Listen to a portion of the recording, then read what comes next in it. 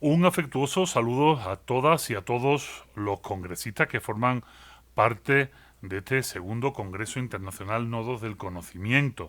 Soy David Pastorrico, soy académico de la Universidad Nacional Autónoma de México, especialista en ética de la comunicación, profesor en asesoría y tutoría pedagógica. Realmente hoy no me dirijo a ustedes en mi calidad de director para Latinoamérica de este Congreso Internacional, sino más bien en mi calidad de filósofo, de profesor y sobre todo de divulgador. Es común en los congresos convencionales que se proceda a la presentación de nuevos títulos, de nuevos libros que entren dentro de las líneas temáticas de los propios congresos. En este caso he tenido a bien poderos presentar, gracias a la organización y a la Secretaría Técnica de este evento, mi última obra que nos lleva en el mercado más de 15 días y que tuve a bien presentar de manera virtual junto con la periodista Yuriria Sierra, un personaje muy conocido en el ámbito latinoamericano, a todos aquellos que quisieron conectarse de manera virtual, de manera remota. Mi última obra, Ética para desconfiados, un libro de la editorial Planeta, pretende dar justo en el centro de la cuestión que desarrollamos en este congreso, en este segundo encuentro. No tanto de la mano de la innovación o de la investigación, pero sí del rescate humano y de la transferencia del conocimiento, que no son más que los retos que todos debemos afrontar en el horizonte 2030. En este libro de divulgación filosófica, de divulgación ética, un libro especialmente enfocado a los más jóvenes, estudiantes de bachilleratos y primeros años de licenciaturas, lo que se pretende poner encima de la mesa son los grandes valores de la ética como la única herramienta de la filosofía que puede cambiar la cosa. Dice muy acertadamente en el prólogo de mi libro el gran José Antonio Marina, conocido por todos, que los grandes problemas del mundo, no nos engañemos, no son ni políticos, ni económicos, ni sociales, ni tecnológicos, ni científicos.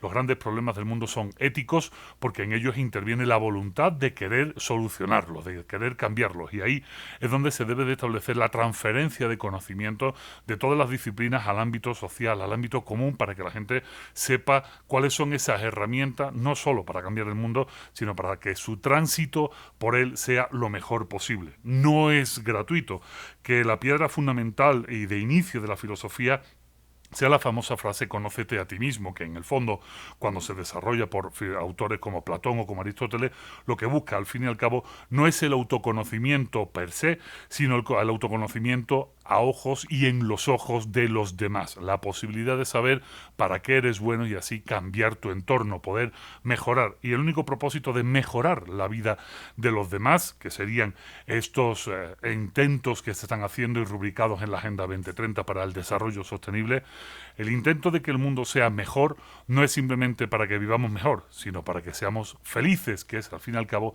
de lo que trata la ética. En este libro, Ética para desconfiados, no se pretende dar ningún tipo de lección moralista, no es un libro dogmático, no aparece en este libro en ningún momento ningún tipo de definición de bien y de mal, pero sí de qué son las construcciones morales, de la pluralidad de ellas que hay en el mundo, de cómo se establecen y cómo funcionan y se articulan y cuáles son las herramientas que todo joven, en este caso lector, tiene para poder hacer de este tránsito un camino hacia la felicidad y no simplemente un intentar sobrevivir. De la mano de filósofos clásicos como pueden ser Platón, Aristóteles, Epicuro y muchos otros más contemporáneos, como José Carlos Ruiz, que está con nosotros también en este congreso, el propio José Antonio Marina y otros tantos más, Gilles Lipovetsky, etcétera, de manos de todos estos filósofos, el gran Emilio Lledó, por ejemplo, se intenta dar las herramientas útiles para poder ayudar a los jóvenes. ¿Y de qué estamos hablando? Bueno, pues de ser capaces de definir la necesariedad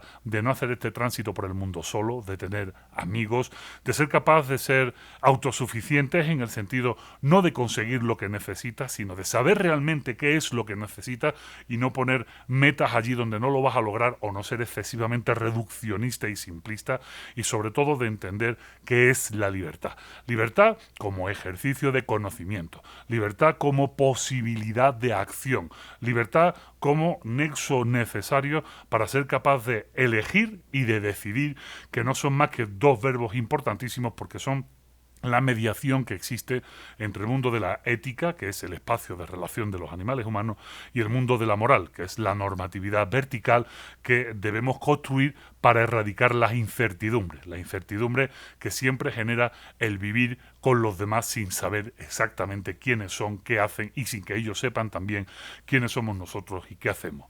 Ética para desconfiados, pues es una herramienta precisamente que va a incidir en estos problemas y os invito a que oigan esta presentación con Yuridia Sierra que se realizó el 12 de noviembre, hace muy poco tiempo, y que va a estar subida en la plataforma de YouTube de Nodos del Conocimiento, y además podrán acceder de manera absolutamente gratuita a un dossier completísimo que es una herramienta pedagógica muy útil si no tienen acceso al libro en sus diferentes formatos: papel en México, ebook en todo el mundo y audiolibro también en todo el mundo.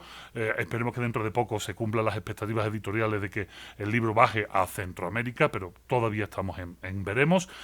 Si no tienen acceso, como digo, a esta obra tal cual, sí en este documento en PDF que va a estar a la mano y se puede compartir y pueden tener acceso libre a él, encontrarán un texto muy nutrido sacado de este libro, donde hay las herramientas mínimas y necesarias para poder empezar a trabajar estas cuestiones de la ética y de la moral en clase, con sus alumnos, con las personas que ustedes vean conveniente.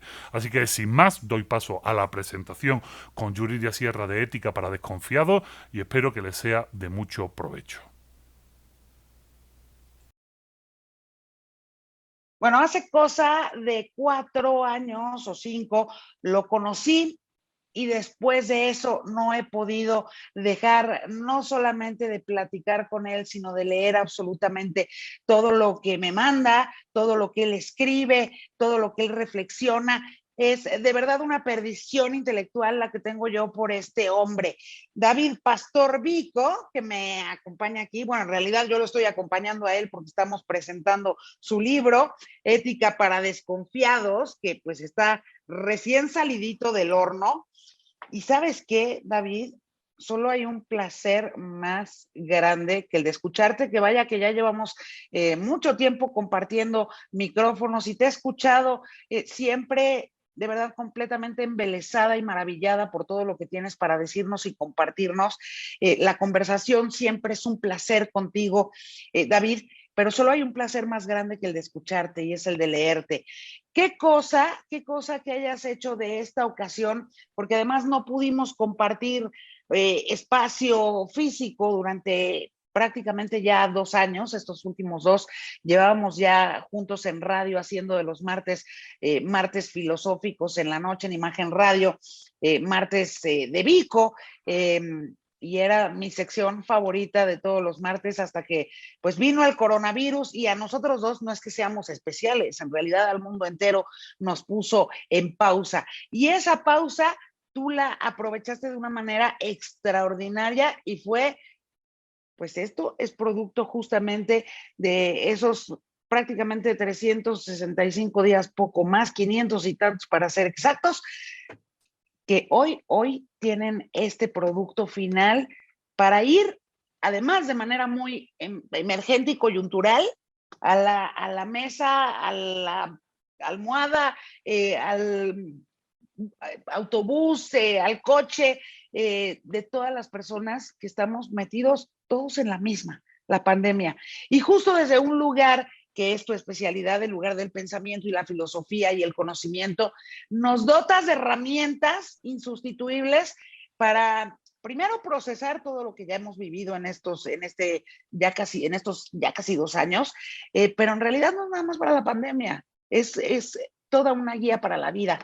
Qué placer acompañarte en pues esta conversación en la que ojalá quienes nos están ahora haciendo el favor de venir aquí a escucharnos y a platicar también con nosotros, pues se lleven algo increíble y se lleven algo para reflexionar, y sobre todo unos ganchos sobre todo lo que nos ha pasado a lo largo de estos meses, ¿no?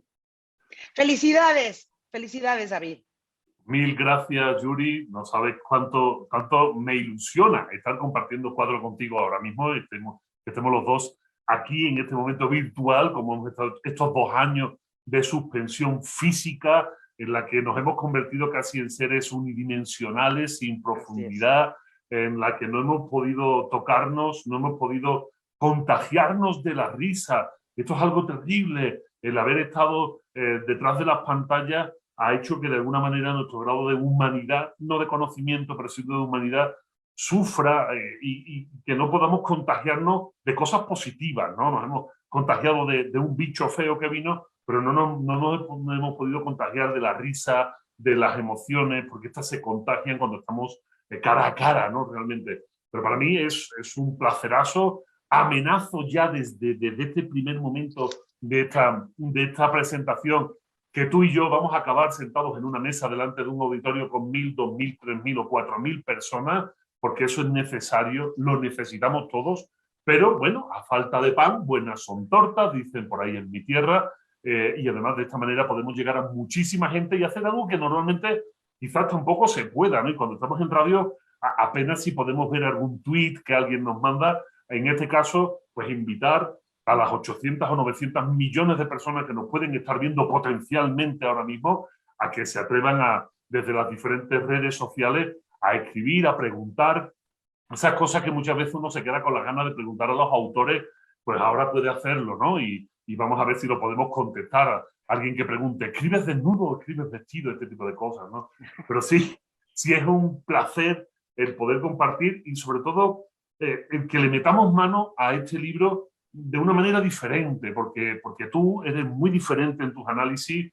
Siempre es un placer ver que cuando yo lanzo algo, tú me entras por el lado y me obligas a repensar parte del discurso que tenía. Yo quiero que esto pase aquí, ¿no? Y que la gente pues ve un poco esa trasera en el sentido figurado, esa trasera de un libro de filosofía, de un libro de ética, y que entienda un poco pues qué es la ética, para qué sirve, por qué narices se saca un libro de esto y no un libro de autoayuda, y por qué esto quizás sea mucho mejor que un libro de autoayuda, por qué tenemos que hablar de desconfiados. Creo que es interesante y sobre todo desde tu punto de vista, porque tus preguntas son algo que, lejos de hacerme temer, porque no soy político y no tengo nada que temer contigo, lejos de hacerme temer, me hace salivar, porque me encanta cuando se me pone a prueba o sobre todo se me entra por otros lados, ¿no? Entonces, que te ayuden las personas que nos están viendo, que creo que tú no necesitas ayuda ninguna, es una pleitesía que le vamos a dar,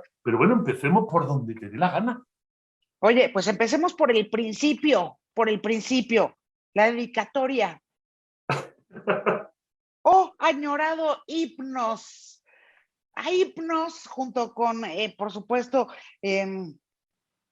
después ya lo has platicado tú en distintos espacios, no solamente radiofónicos, sino también en tus redes, pero es a himnos la dedicatoria. Sí, señor. A ver, sí, cuéntanos señora. eso, cuéntanos Os eso. lo voy a contar porque la pandemia nos obliga a muchas cosas. ¿Quién era Himnos? Bueno, normalmente cuando nos vamos a dormir solemos decir que nos vamos a mecer en los brazos de Morfeo, ese personaje que aparece en la increíble Matrix ofreciendo la píldora azul y la píldora roja a Neo, ¿no?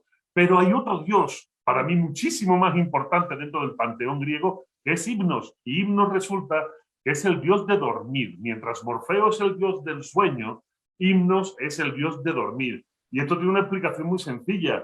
Durante la pandemia he sido papá. Durante la pandemia he sido papá y no unipapá, sino doble papá, porque tuve mellizas. Mis hijas Lara e Inés nacieron poquitos meses antes de la pandemia y me tocó todo ese momento del desvelo paterno. Y resulta que cuando empecé a escribir este libro, pues tuve que empezar a escribirlo a partir de las 3:30, 4 de la mañana, durante 5 meses aproximadamente, trabajando 3, 4 horas y quedándose mi esposa con las niñas. Entonces, el libro empieza diciendo, oh, añorado himnos, no sé cómo pude ofenderte tanto, o sea, ¿qué te he hecho? O sea, ¿qué te he hecho para que lleguemos a este punto? Y espero que dedicándote estas letras me permitas recuperar el tiempo perdido que debía el señor Marcel Proust. Y claro, en los agradecimientos, al final del libro, pues tengo que agradecer en el último párrafo, para los curiosos que lo sepan, esto no es un spoiler, esto es algo del corazón, a mis hijas Lara e Inés, que sin saberlo hicieron todo lo que estuvo en sus manos para que no pudiera escribir este libro, y a Susana, mi esposa, que hipotecó sus sueños durante meses para que sí fuera posible acabar de escribirlo, ¿no? Entonces esto es un libro que parte de desvelos y pasó una cosa muy curiosa, Yuri. El sueño y la falta de sueño es una tortura. De hecho, en Guantánamo intentaban mantener despiertos a los reos todo el tiempo posible, ¿no? Con eso de que los torturaban fuera de Estados Unidos. Y los torturaban a base de ponerle black metal y música de ese estilo. Bueno, pues cuando te están torturando con la falta de sueño, parece que muchas veces uno no sabe lo que escribe. Y me pasó muchas veces releyendo el libro que cuando me acercaba en un capítulo decía, ¿cuándo narices he escrito esto? O sea, no recordaba cuándo lo había escrito, precisamente por esa... Y eso justamente nos lleva, David, a la primera parte de tu libro, ¿no? O sea, es como todo este tema que además quienes nos están acompañando aquí seguramente lo habrán sentido en carne propia también a lo largo de estos ya casi 2 años. Que el tiempo, yo hasta pienso que estamos atravesando las profecías mayas, porque es el tiempo del no tiempo. Pareciera que es el primer, ¿no? Es el primer gran concepto, al menos, porque no es nada que podamos, el tiempo no es algo que podamos palpar. En todo caso, llegamos a medirlo, encontramos las maneras, las inventamos los seres humanos, está el sol y nos permitió hacer los primeros relojes en función de la sombra que este mismo proyectaba en el suelo. Pero lo cierto es que la medición del tiempo se nos ha, pues, yo creo que escabullido por completo a lo largo de estos ya casi 2 años. Quien diga que no ha amanecido al menos un día de la semana diciendo, ¿qué día es hoy? ¿Cuándo quedé de hacer tal cosa? Pero ¿en qué momento se va a acabar ya el 2020? ¿Pero en qué momento se va a acabar ya el 2021? Y justamente ahí empiezas, ahí arrancas, mi queridísimo David Pastor Granbico, este libro, pesando el tiempo, pesando el sopesándolo. tiempo. ¿Y sabes por qué? Porque el ser humano tiene un cerebro muy defectuoso. Nuestro cerebro es absolutamente defectuoso. Muchas veces se le llenan la boca a los biologicistas de hablar de la perfecta maquinaria de nuestro cerebro. Sí, biológicamente es muy perfecto, pero a la hora de aprender y a la hora de captar cosas es muy imperfecto. Y era muy importante hablar del tiempo en un sentido muy sencillo. Lo voy a explicar rápido para que la gente se dé cuenta de por dónde van los pasos de este tipo de libros. Hablar del tiempo era importante porque la sensación que todos tenemos siempre, primero, es que el tiempo que estamos viviendo es único. Cada segundo que pasa es único, aunque sea un segundo en epogé, que dirían los griegos, en suspenso, entre paréntesis, pandémico, pero aún así, todo minuto, todo segundo nos parece único, nos parece de vanguardia y nos parece que nadie lo está viviendo con tanta intensidad como nosotros. Y cuando estamos encerrados durante tanto tiempo, ya sea en pandemia o en nosotros mismos, porque muchas veces nos ensimismamos en nosotros, resulta que tenemos la sensación de que lo que nosotros sentimos no lo ha sentido nadie antes que nosotros. Tenemos la zozobra, tenemos ese sentimiento de caída, de que un sentimiento de depresión, de ansiedad, de tristeza o de euforia, pero cuando estamos eufóricos no solemos pensar. Cuando estamos eufóricos nos divertimos y eso es maravilloso. Pero cuando estamos tristes nos da por pensar y pensar excelsas carajotadas, ¿no? Y entonces cuando estamos tristes en este momento tenemos esa sensación de lo que a nosotros nos pasa no le ha pasado a nadie antes. Y esto era algo que yo quería explicar muy rápidamente con un ejemplo que hablo de mi abuelo. Y esto es cierto. O sea, yo le pregunté a mi abuelo, cuando yo tenía 18 o 20 años, oye, abuelo, ¿tú te acuerdas de cuando eras niño? Igual de fácil que me acuerdo yo con 20 años. Claro, con 20 años acordarte de 10 años antes es fácil. Pero con 80 que tenía mi abuelo, yo creía que era diferente. Iba a imaginarse el mundo en colores sepias, en blanco y negro. Y me dijo mi abuelo, me acuerdo mejor de cuando era niño que lo que he desayunado esta mañana. Cuando me dijo eso, casi me explotó la cabeza, porque yo tenía esa sensación de cuando era joven, de que a medida que me iba a ir haciendo mayor, iba a ir como saboreando el tiempo, que el tiempo iba a generar en mí un pozo. Y no es verdad. Yo me sigo mirando hoy al espejo como cualquier persona y soy capaz de ver el niño que era cuando tenía 6, 7, 8 años. Y eso significa que cuidado con el tiempo, porque antes de que nos demos cuenta, se nos ha pasado y muchas veces nos torturamos porque vemos que no pasa. Y entonces eso me llega al siguiente planteamiento. Y entonces lo que todos sentimos ¿es único o es común? Nuestras emociones, nuestras angustias, nuestras depresiones, nuestras tristezas, ¿es solo lo tengo yo o todos los seres humanos a lo largo de la historia lo han sufrido de igual manera? Y la sorpresa es que es cierto, que todos sufren igual, todos sufrimos igual. Y esto es una revolución, Yuri, porque en este mundo individualista, en este mundo yoísta, en este mundo donde creemos que la pelusa de nuestro ombligo es la perfección absoluta del cosmos, resulta que igual sufrimos hoy por estar encerrados en casa que un hombre de Cromañón se angustiaba cuando veía que se le acababa la reserva de comida y no veía ningún animal para cazarlo, ¿no? Y eso es interesante.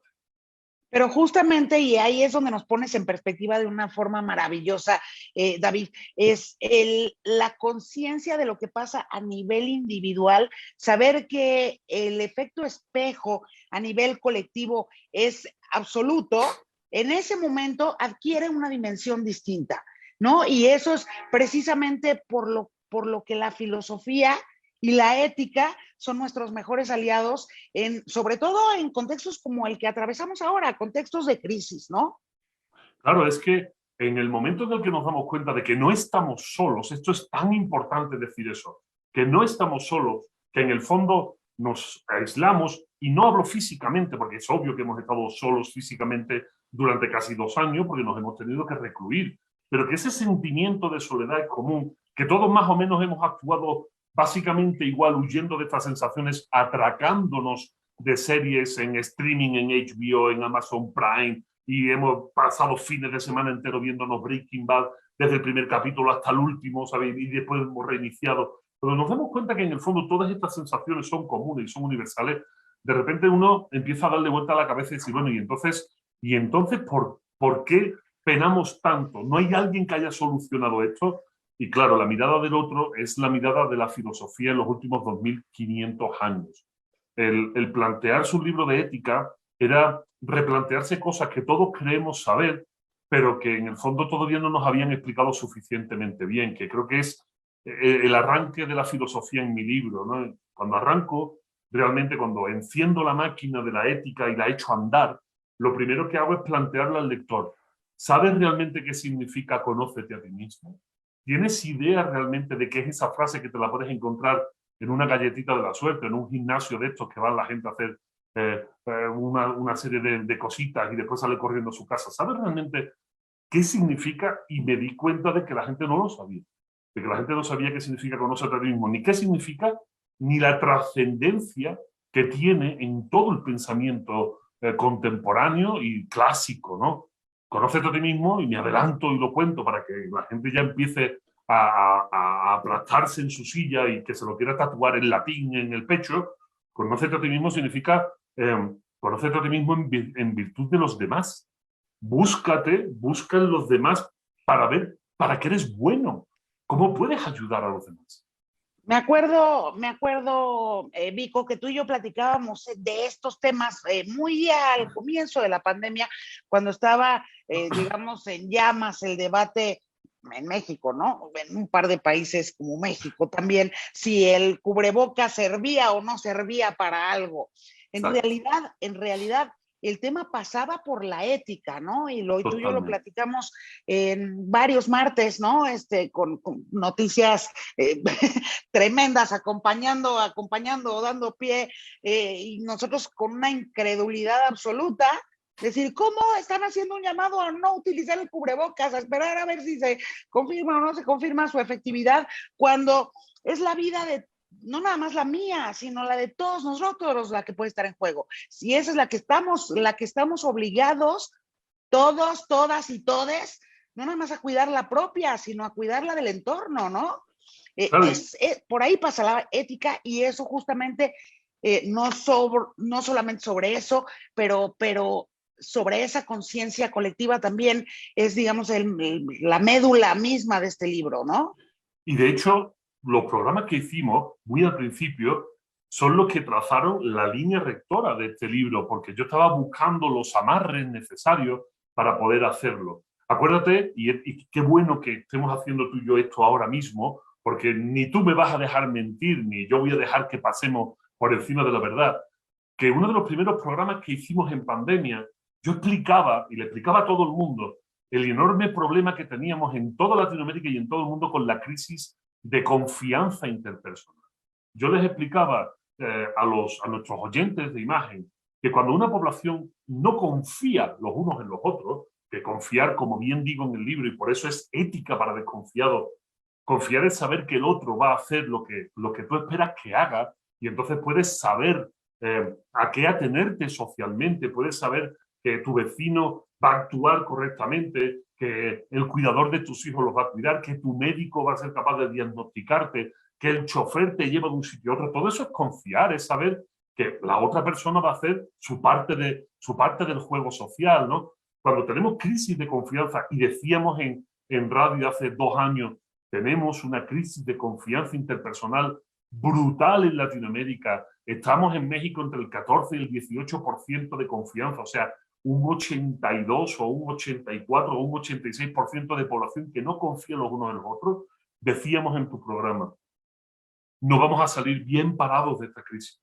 Y no vamos a salir bien parados de esta crisis porque confiar tiene una contraprestación social. El juego ético está en que si yo confío en los demás y yo sé que los demás harán lo que se espera que hagan, esos otros, los demás, recae sobre ellos la responsabilidad de responder a esa confianza.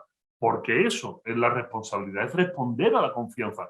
Y no iba a ser posible porque no confiábamos los unos en los otros, no iba a haber responsabilidad social.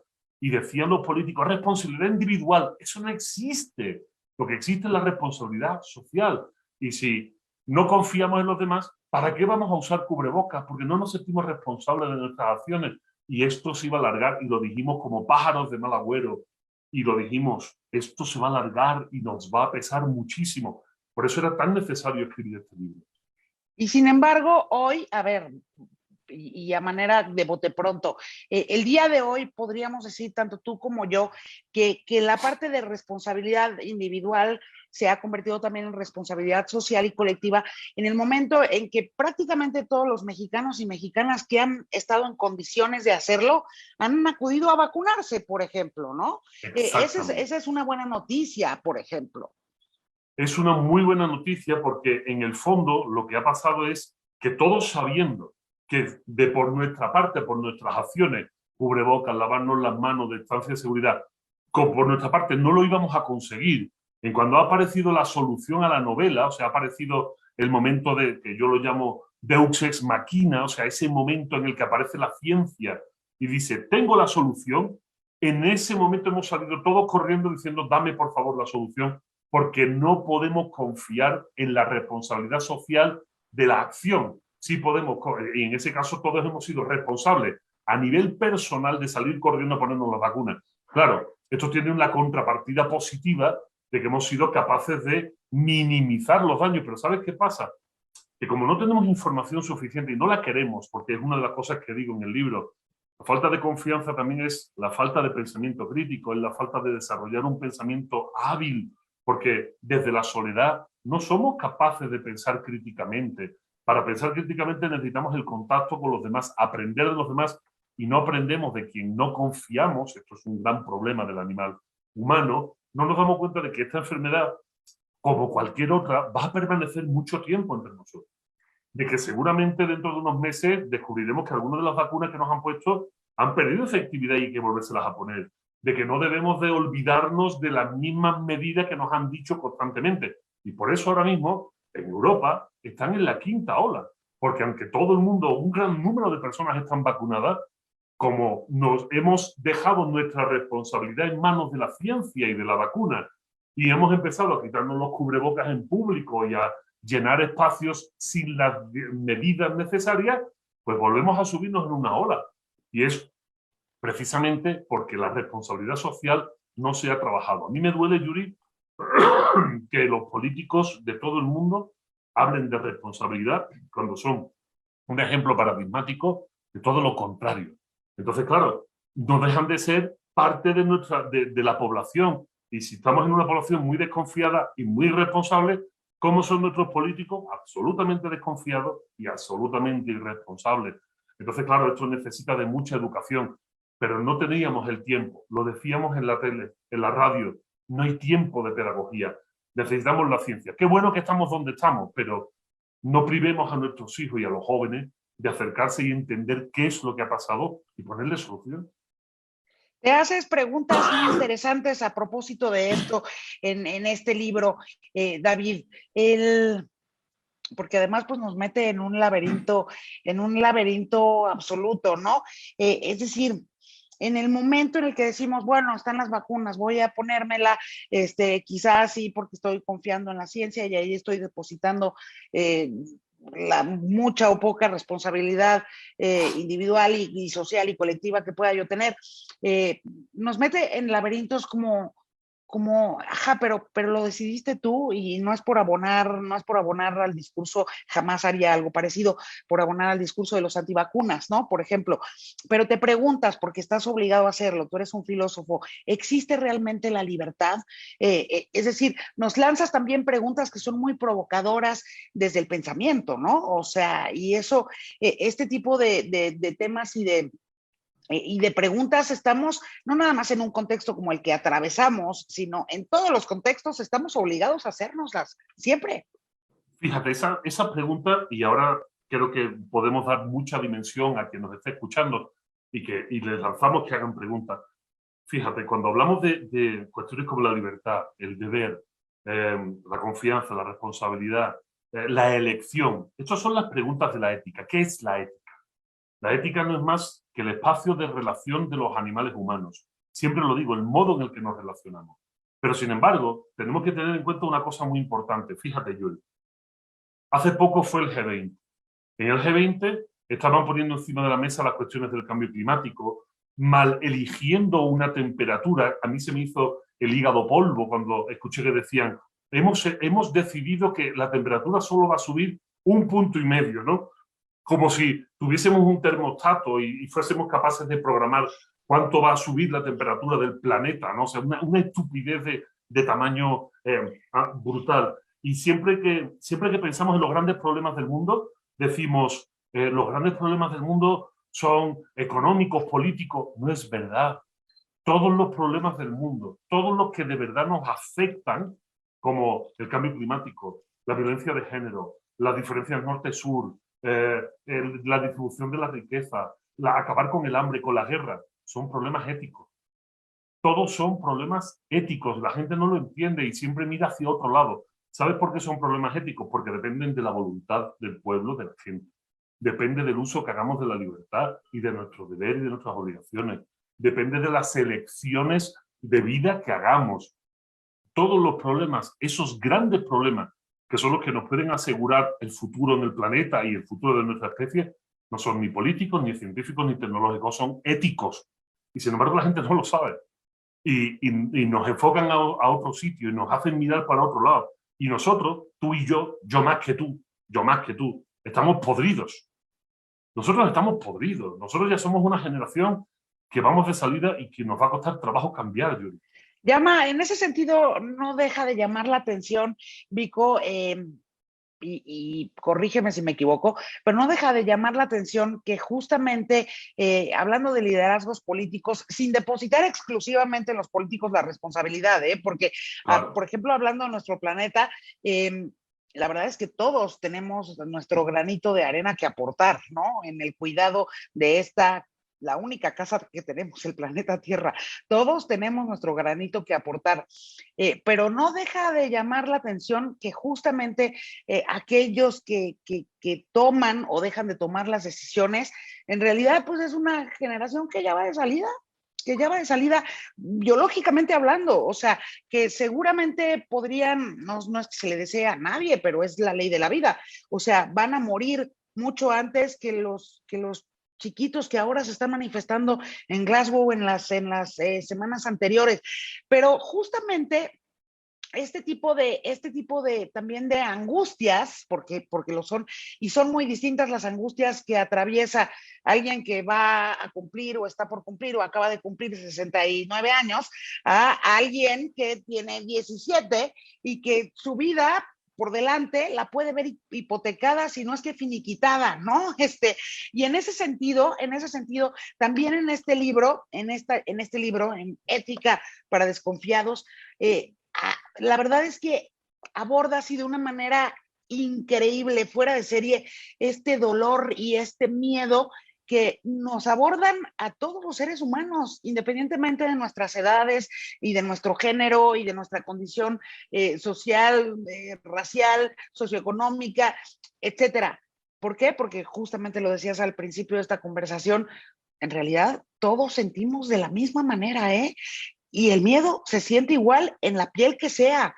Y el dolor también, porque además, y además expresamos nuestra solidaridad con la gente que ha perdido a seres queridos en esta pandemia, pero la verdad es que estas inevitables emociones que han acompañado este periodo, tú las abordas sin ningún tipo de temor y con muchas herramientas para ayudarnos en la lectura de tu libro, Vico, a transitarlas de mucho mejor manera, a procesarlas y a transitarlas de mucho mejor manera.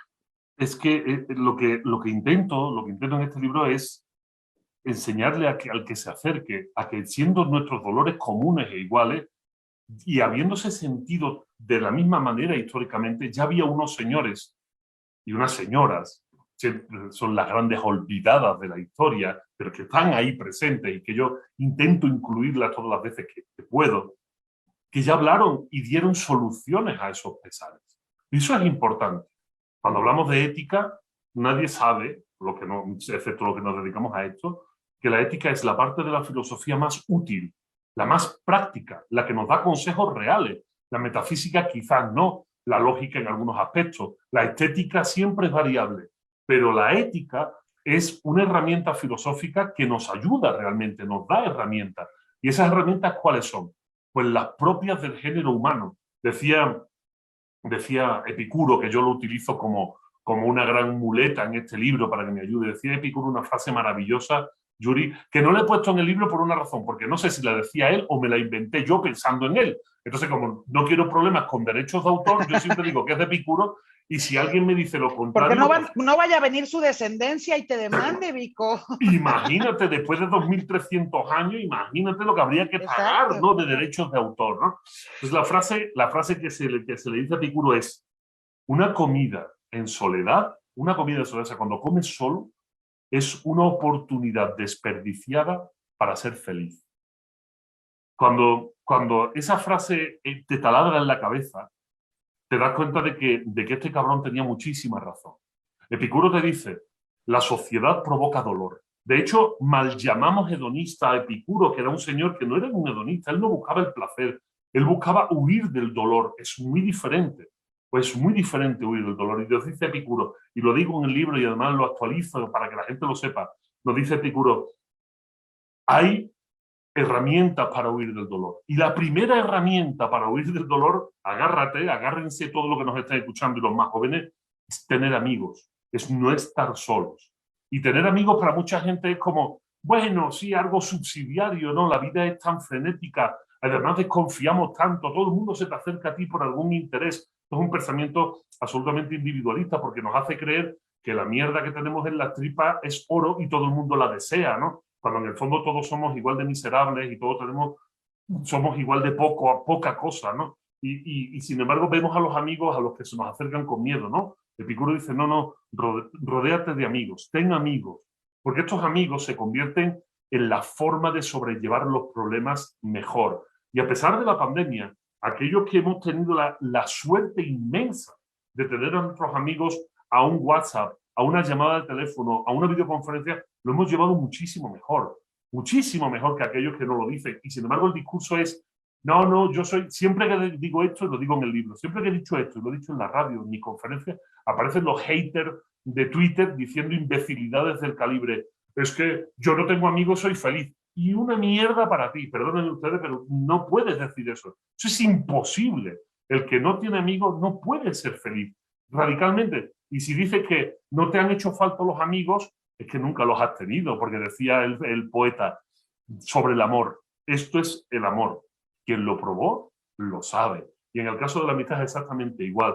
Y es sorprendente cuando un griego muerto hace 2300 años te dice, ten amigos. Y cuando te resulta que Aristóteles te dice, sin amigos es imposible ser feliz. Nunca confíes, dice Aristóteles, en alguien que no tiene amigos. Tener amigos, ser autosuficiente, Yuri. pero no el autosuficiente que cultiva sus tomates en la azotea de su casa. No tiene nada que ver con eso. O sea, la autosuficiencia no es esa. La autosuficiencia no es esa. No es economía de autosuficiencia, ¿no? O sea, de Exacto. subsistencia, ¿no? Exacto, no es economía de subsistencia. Autosuficiencia es saber realmente qué necesitas. Y para eso tienes que saber cómo eres. Tienes que conocerte a ti mismo. Oye, ¿qué necesito para ser feliz y hacia dónde ir? Déjame detenerme para regresar al tema de la amistad, Vico, un segundito y para que puedas tomar agua. La verdad es que en esta pandemia particularmente hemos visto, y quizás nosotros en algún momento, hemos sido por momentos víctimas del ahora ya célebre síndrome de la cabaña, ¿no?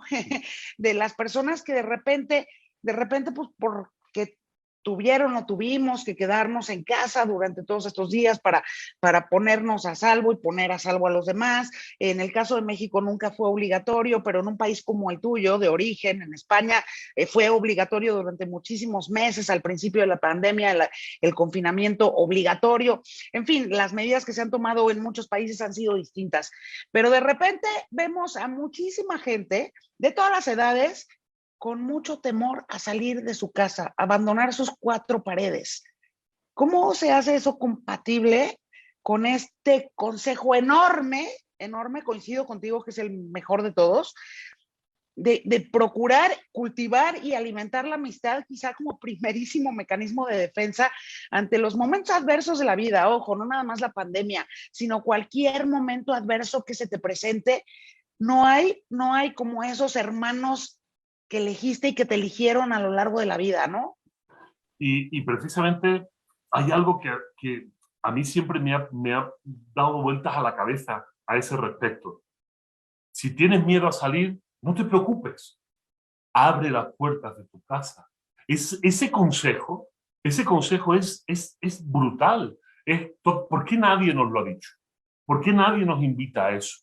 Tenemos esa sensación de que la privacidad de nuestro hogar es un sitio inviolable, pero eso solo lo tenemos hoy. Hace 30 años, 40 años, cuando tú y yo éramos chicos, bueno, tú eras chica hace 15, en mi caso es hace 35 años, ¿no? Cuando tú y yo éramos chicos, Yuri, yo me la pasaba en casa de mis amigos y mis amigos se la pasaban en mi casa. Las casas estaban totalmente abiertas, no había ese celo privativo de intrusión en la intimidad de los seres humanos y de las personas. Abríamos las casas. Y el abrir la casa abre la calle a tu casa y finalmente te invita también a salir a la casa de los demás. Esto es un consejo que no es para nada gratuito y es un consejo que yo doy constantemente en mis conferencias. Ojo con los miedos al otro y con los miedos a enfrentarnos al mundo. Permite que el mundo entre en tu casa con todas las medidas de seguridad que quieras y después irás abriéndote hacia los demás. Porque es que de lo contrario, el prejuicio es mucho mayor que el beneficio. No nos damos cuenta que cuando queremos condenar a alguien, y se me viene la figura del Chapo ahora a la cabeza, lo primero que hacemos es encerrarlo. Y si queremos hacerle mucho daño porque ha sido muy, muy malo, no solo lo encerramos, lo aislamos. Y eso hace que los resortes de nuestro cerebro revienten. Muchas veces estos encierros, y yo los describo en el libro, y hablo del caso de los hikikomori, un caso muy sangrante en el mundo de los jóvenes, en el mundo de Japón. Esto tiene efectos patológicos. Todavía en México no tenemos casos de hikikomori, o por lo menos no los tenemos muy desarrollados. Explico al público lo que es, por si no lo saben. Un hikikomori es un adolescente que, sometido a una presión social y familiar muy grande para dar logros académicos, para dar lo mejor de sí mismo, en estas sociedades hipercompetitivas en las que todos estamos metidos y no entendemos el trabajo colaborativo, sino solo potenciamos y privilegiamos el trabajo individual, han decidido quedarse encerrados en casa. Y resulta que en Japón hay ahora mismo 1 millón de adolescentes hikikomori, 1 millón, y 1 millón que son 1 millón de potenciales suicidas. Y esto está encima de la mesa y debemos de incitar a nuestros jóvenes a salir con las medidas que sea, pero tienen que salir, porque si no, cuidado. Sí, porque hemos visto, mi querido David, Granvico, hemos visto que en efecto, y hemos hablado mucho de eso en todos lados, ¿no? En los medios, por supuesto, pero también en las sobremesas, en los periódicos, es parte ya de la conversación. Afortunadamente también mucha gente se hizo éticamente cargo de eso desde el arranque de la pandemia, que al tema del cuidado de la salud física, con el cubrebocas y ahora con las vacunas, la sana distancia, también tenía que estar al lado del cuidado de la salud mental, cosa que tú has procurado ampliamente escribiendo este libro. Esa es una parte del cuidado de la salud mental. Y creo que eso es importantísimo, porque si no, ¿qué va a pasar cuando, ojalá así sea, salgamos pronto ya de este no escenario en el que el virus tiene todavía colonizado al planeta, porque la verdadera colonización vino del coronavirus, no vino de ninguna potencia del mundo, ¿no? Pero en realidad, ¿qué va a seguir después? O sea, si estamos mal de acá, pues va a estar también bien complicado, ¿no? Yuri, además, fíjate que nosotros, en mi caso ahora hablo como académico de la Universidad Nacional Autónoma de México, lo sabemos. No solo lo sabemos, tenemos las cifras, tenemos los datos, sabemos qué ha pasado con la salud mental, sobre todo de nuestros jóvenes, y en gran medida por eso era la necesidad de escribir un libro que diera herramientas para afrontar estos problemas. Los índices, como decíamos un día en un programa de radio, tú y yo, los índices de consumo de antidepresivos y ansiolíticos se han disparado, se han doblado en México.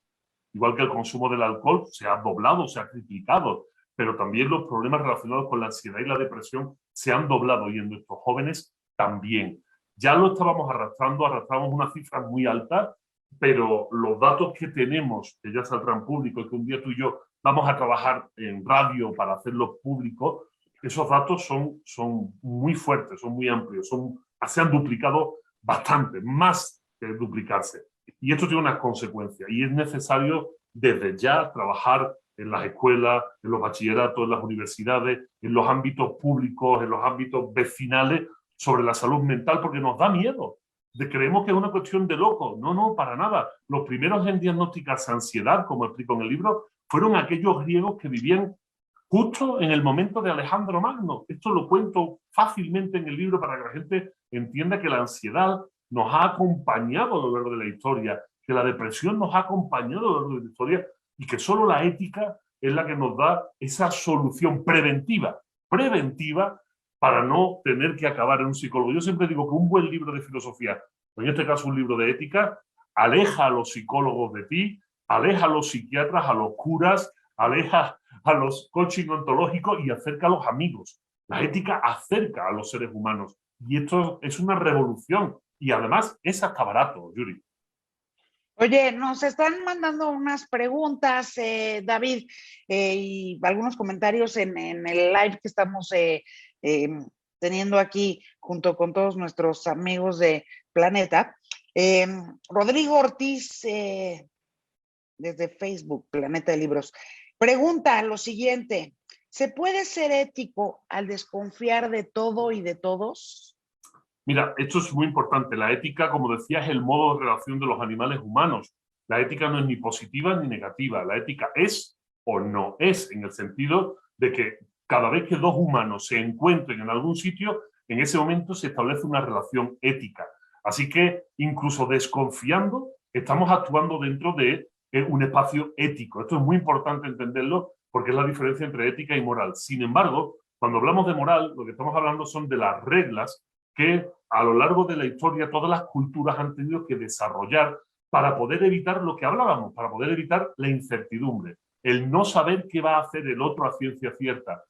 Se puede dar el caso, como está sucediendo ahora mismo, que nuestra construcción moral en Latinoamérica fundamentalmente es una construcción moral sobre la desconfianza, sobre no confiar en los demás. Lo que pasa es que, claro, también esa construcción moral está llevándonos a grandes problemas como ya los hemos descrito. La falta de responsabilidad, la angustia, la ansiedad, la depresión, etcétera, etcétera. Entonces, para dar contexto a la pregunta, se puede actuar éticamente siendo muy desconfiado, y también incluso siendo un hijo de la gran puta, si me lo quieren que lo explique en idioma cervantino. Pero la realidad es que no hay juicios de valores éticos. Los juicios de valor, esto está bien o esto está mal, siempre son morales. Esto es importante. Los animales se relacionan etológicamente. Los humanos nos relacionamos éticamente. Y dentro del juicio de valor ya entra la moralidad. Lamentablemente, la moral que estamos construyendo tiene cosas buenas. Estamos intentando erradicar las cuestiones de género, estamos intentando potenciar la igualdad, pero todo va a fallar. Y va a fallar porque el sostén de toda esa construcción moral está siendo la desconfianza. Entonces se va a caer. Si queremos realmente afrontar correctamente esos problemas y solucionarlos moralmente, que nadie se asuste con la palabra moral, porque forma parte de nuestra vida, si lo queremos arreglar moralmente, tendremos que empezar a reconfigurarla para acercarla a la confianza. Solo desde la confianza interpersonal, desde un país o un mundo que confíen los unos en los otros, que no confíe de una manera bobalicona y tonta, Yuri, que yo siempre digo, si vuela como un ganso, sabe a ganso, te lo comes y es un ganso y grazna como un ganso, eso es un ganso. O sea, tienes que saber que hay gente de la que no se puede confiar de una manera patológica porque sabes que no son buena gente. Pero eso es el menor porcentaje de la población. Mayor porcentaje sí, digamos, los psicópatas son los menos, ¿no? Esos son los menos. Afortunadamente son los menos, aunque alguno acabe siendo presidente de gobierno, ¿no? Pero son gente egoísta y gente así machacona y gente chafa, ¿no? Por decirlo de alguna manera, pues los hay por todos lados, hombres, mujeres y de todas las edades, y en distintos terrenos todos podemos ser chafas y todos podemos ser egoístas y todos podemos ser ignorantes o todos podemos tener puntos ciegos, en fin, ¿no? Pero digamos la maldad así definida, y podríamos echarnos otro Facebook Live justamente sobre la maldad en algún otro momento, pero eso no es materia de esta conversación. Jorge Cantero, desde Facebook, te escribe a ti, querido Vico.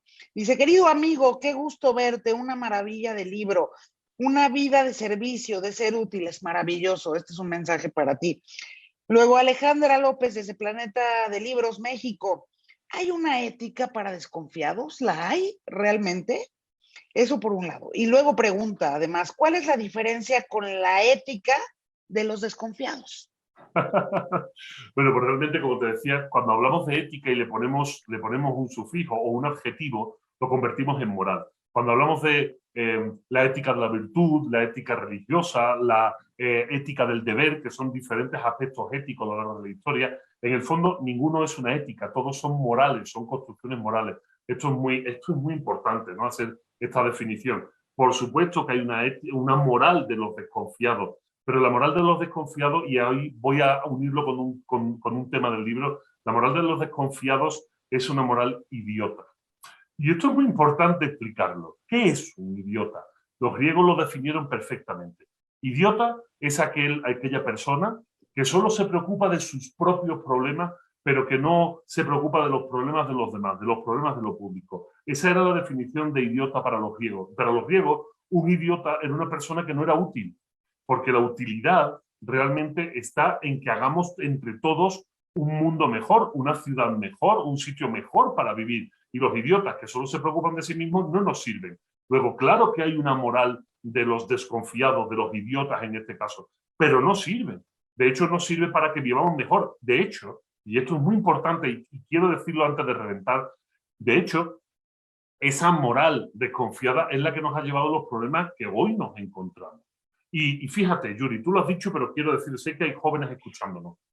Cuando hablamos de las nuevas generaciones y decimos que estas generaciones son las que tienen que salvar el mundo, que tienen que arreglar los problemas, no nos damos cuenta que decimos, estas generaciones son las que tienen que arreglar el mundo, pero tienen que arreglar el mundo de los problemas que van a heredar de nosotros. Ellos no son los que han generado esos problemas. Y sin embargo, cuando empiezan a hacerlo, ¿sabes qué decimos? Decimos, es una generación de cristal, es una generación de mazapán, es una generación que no aguanta nada. Nos criticamos a Greta cuando está protestando y quejándose del mal discurso político. Y no nos damos cuenta de que lo que están haciendo estos jóvenes precisamente... Pues no solamente nos quejamos de Greta, sino que le avientan una cantidad de insultos y utilizan las herramientas justo de la modernidad para intentar hacer la pomada, ¿no? Le Exacto. avientan bots a nivel global. Si quienes hemos sufrido a los bots a nivel nacional, sí decimos, ah, híjole, ¿no? A nivel global le avientan bots a Greta Thunberg porque evidentemente pues pone en jaque no nada más a gobiernos muchos, sino también a empresas incontables, ¿no? ¿Y sabe lo que está haciendo ella? Ella está haciendo un cambio de paradigma.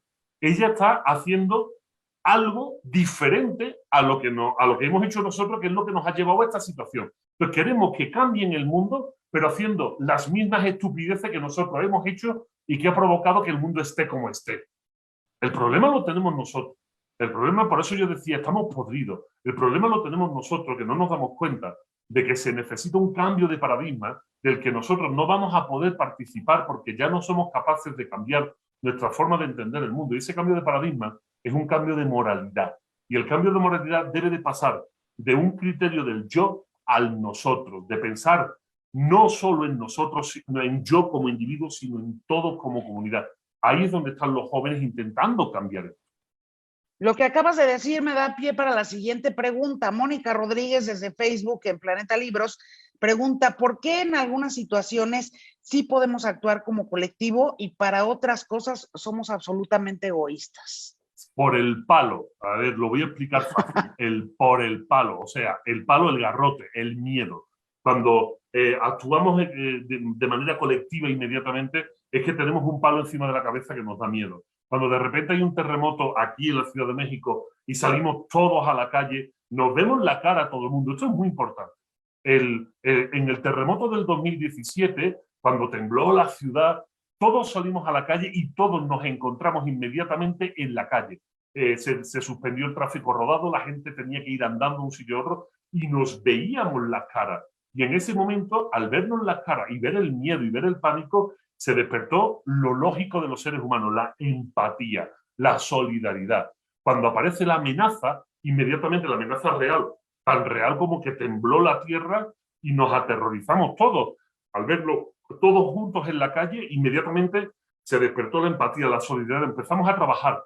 Pero cuando volvimos a esa normalidad en 2 o 3 días, cuando se nos pasó el susto, Yuri, no fue lo mismo que en el terremoto del año 85, donde la gente durante semanas y meses estuvo trabajando, ayudando. No fue así. ¿Sabes cuándo cambió todo? Aquí cambió todo 15 días después, cuando hubo un partido de fútbol de estos clásicos, creo que fue América contra no sé quién, y de repente se nos olvidó todo. O sea, nos apartamos de los centros de acopio, volvimos a nuestra normalidad, nos volvimos a encerrar en casa, pasamos olímpicamente porque nos distrajimos, volvimos a nuestra serie y sin embargo grandes territorios, grandes sitios, pueblos dentro de la geografía mexicana como es Oaxaca, que sufrió muchísimo todo el terremoto, siguen todavía a día de hoy pasándolo mal, no se han arreglado sus situaciones y a nosotros ya se nos olvidó y nosotros ya ni nos acordamos del terremoto del 2017. Y es precisamente por eso, esa empatía surgió en el momento en el que nos vimos todos en la calle con cara de miedo. En ese momento actuamos, nos volvimos a nuestras casas, se olvidó.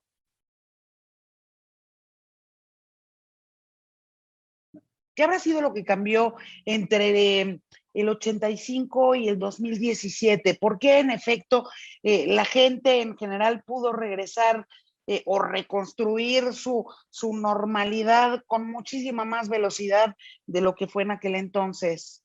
Pues se sabe, está ahí, tenemos los datos. En los años 80 el índice de confianza en México superaba el 40%. Y fue bajando. En el 90 llegó al 30 y pocos por ciento. Hasta el 2006 estuvimos bajando poco a poco. En el 2006 llegamos al 20%. O sea, realmente lo que ha pasado es que nuestra sociedad, la sociedad mexicana, la latinoamericana, la mundial, se fracturó. Dejamos de sentirnos todos una misma clase social. Cayó el muro de Berlín, cayó la Unión Soviética, cayó ese ogro comunista, pero que mantenía en equilibrio las fuerzas capitalistas y las fuerzas socialistas. Ese equilibrio obligaba a que muchos gobiernos que no eran socialistas dieran posibilidades a todo el mundo y mantuvieran una clase social cohesionada, que eran los trabajadores, los obreros. Pero cuando cae el monstruo del comunismo, de repente nos damos cuenta de que ese telón de acero, al caer, nos muestra muchas miserias, y la oportunidad del capitalismo fue fracturar toda la sociedad. Es cuando aparecen las clases medias, las falsas clases medias, se fractura la estructura social y la confianza cae en picado. A ver, te voy a hacer una última pregunta antes del cierre. Ari Ram desde Cafebrería El Péndulo. Hola Vico, te conocí en el CCH Vallejo, excelente persona.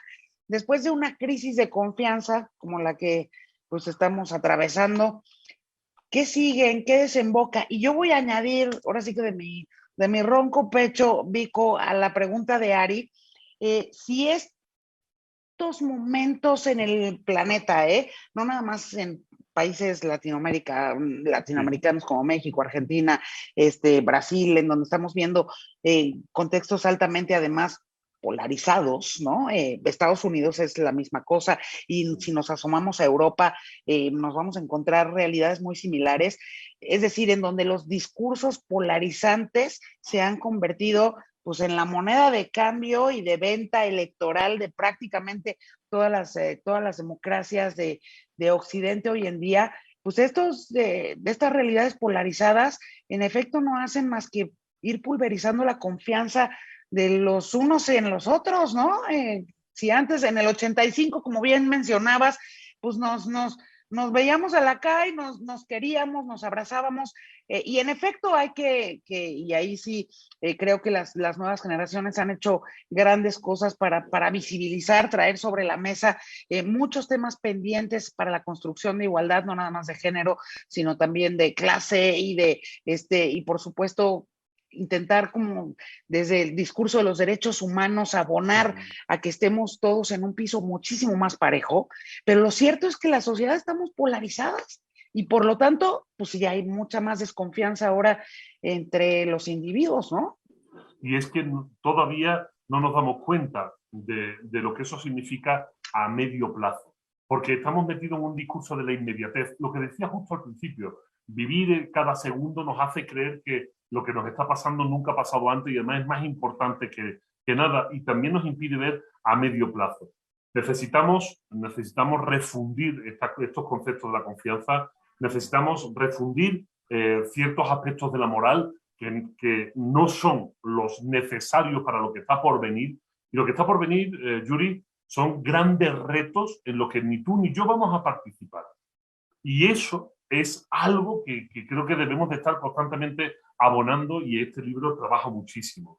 Necesitamos que nuestros jóvenes recobren lo que tú y yo tuvimos, que fue jugar en la calle, que fue pasar tiempo en casa de los demás, que fue entender que el mundo era absolutamente diferente en cada casa. Y en ese momento, cuando entendemos desde chico que las realidades son poliédricas, que las realidades son diferentes, eso permite que nuestro cerebro acepte muy bien el diálogo con el otro, cosa que no estamos potenciando y no estamos permitiendo hoy en día, y por eso tenemos las sociedades polarizadas, porque cada uno cree que lo que tiene en su posesión es más valioso que lo de los demás, y de repente se rompe absolutamente todo. Está el que cree que tiene mucho y eso lo privilegia, y está el que cree que no tiene nada y que necesita que le den y eso lo privilegia. Esto no funciona así. El mundo no puede funcionar así. El mundo funciona desde el entendimiento de que todos somos no diferentes en esencia, sino de realidades diferentes que pueden dialogar, y ya con eso vamos cerrando para que la gente vaya dándose cuenta de por dónde va este libro. Dialogar no es que dos personas hablen. Dialogar es que una verdad los atraviese a los dos. Esa es la definición de dialogar. El diálogo es algo que nos atraviesa, y al atravesarnos nos hace darnos cuenta de los lugares comunes. Y ahí es donde vuelve a aparecer nuevamente la ética, la moral, el conócete a ti mismo y el entender la dimensión humana del mundo. Si no recuperamos ese tipo de cosas y no nos sentamos a hablar realmente de qué somos, de qué hacemos aquí y de cuáles son las mejores herramientas para poder vivir, entonces esto no tiene solución, apaga y vámonos. Pero yo como filósofo no me resigno a dejar de luchar y de contar estas cosas. Y de dialogar, por supuesto. Aquí está Ética para Desconfiados, Planeta, David Pastor Vico, Gran Vico. Ya está disponible en, por supuesto, este formato, bellísimo papel, con el que uno dialoga también, siempre, sí o sí. Pero yo digo que también en formato electrónico, y siempre hago la invitación a que tengamos las dos presentaciones, porque el formato electrónico, ojo, evita divorcios. Y además, también lo pueden encontrar en audiolibro, en las diferentes plataformas. Me di el gusto enorme, el placer de poder leerlo. Son 5 horas 49 minutos escuchándome, imagínate, ¿no? Para algunos tiene que ser un suplicio. Pero no, hombre, al contrario, qué delicia. Yo me lo pasé muy bien y no quiero irme sin antes, bueno, pues agradecer a todas las plataformas que han estado compartiendo este espacio. No sé si esto les habrá servido de algo, si les habrá llevado la reflexión, si no quieren volvernos a escuchar en su vida, pero permíteme que lea un poco todos los que están ayudando a la difusión desde la Feria del Libro de Chihuahua, la Feria del Libro de la Frontera de Ciudad Juárez, a los que les mando un abrazo enorme porque pues, toda mi familia política es de Ciudad Juárez, ¿no? Entonces le tengo un vínculo emocional muy fuerte a Bodega de Libros, a Publicación y Dirección de Infraestructura Académica de la Universidad Autónoma del Estado de México, ganas de volver por allí, a Recomiéndame un libro, a Cafebrería El Péndulo, Cadabra Books, Feria Internacional del Libro de Yucatán, qué ganas tengo de ir a Yucatán, el Instituto Fray Pedro de Gante, a Mixup, a Gonville, a la Librería Científica, al Grupo Escolar Simón Bolívar, al Colegio Patria, Plantel Ángel, al Centro Cultural Jalil Gibran y a la Feria Universitaria del Libro de Hidalgo, a la FUL de Pachuca. Allí un saludo a todos los garzas, que son amigos, he ido muchas veces, y a Jorge Cantero, porque la pregunta que hiciste, o bueno, ese momento emotivo del Vico Te Quiero, es de mi amigo Jorge Cantero, un psicólogo increíble, que bueno, pues le recomiendo a todo el mundo y estaré dentro de poco en uno de sus canales presentando también este libro y hablando igual que contigo, ¿no? Poniendo un poquito a la gente a pensar y a que diga, no estoy de acuerdo con lo que dice Vico. Pues si no estás de acuerdo, te vas a por el libro, lo lees y a ver después discutimos tú y yo, ¿no? Qué placer siempre platicar contigo, David Pastor Gran Vico, de verdad. Y yo digo que solo hay un placer más grande que dialogar contigo y ese es leerte. Es otra forma de seguir dialogando contigo. Qué maravilla, felicidades por este libro, amigo querido, amigo admirado, y qué manera de aprovechar esta pandemia y hacérnosla además atravesable a todos nosotros. Felicidades, querido. Muchísimas gracias, Yuri, muchísimas gracias aquí al Grupo Planeta Todo, pero sobre todo decirte que tengo muchas ganas de verte, de darte un abrazo, que es algo que no se debe de hacer, pero yo me he dado cuenta que a la gente que quiero, sin darme cuenta, las abrazo. Así que bueno, después nos echamos alcohol, ¿de acuerdo? Pero en cuanto te vea, te quiero dar un abrazo y bueno, invitar a todo el mundo a solo una cosa y ya terminar, a que le pierdan el miedo a los libros que ponen en la portada filosofía o ética. Hagan el siguiente ejercicio. Si pasan por una librería y se rozan con un libro de filosofía o ética, el mío mismo, lo abren. Si les gusta lo que leen, llévenselo. Mejor pagando, pero si no, llévenselo también, porque no le hace daño a nadie. Te mando un abrazo grande, mi queridísimo David Pastor Gran Vico. Qué honor poder platicar contigo y presentar este libro que está recién salidito del horno. Ética para Desconfiados, David Pastor Gran Vico. Gracias y felicidades.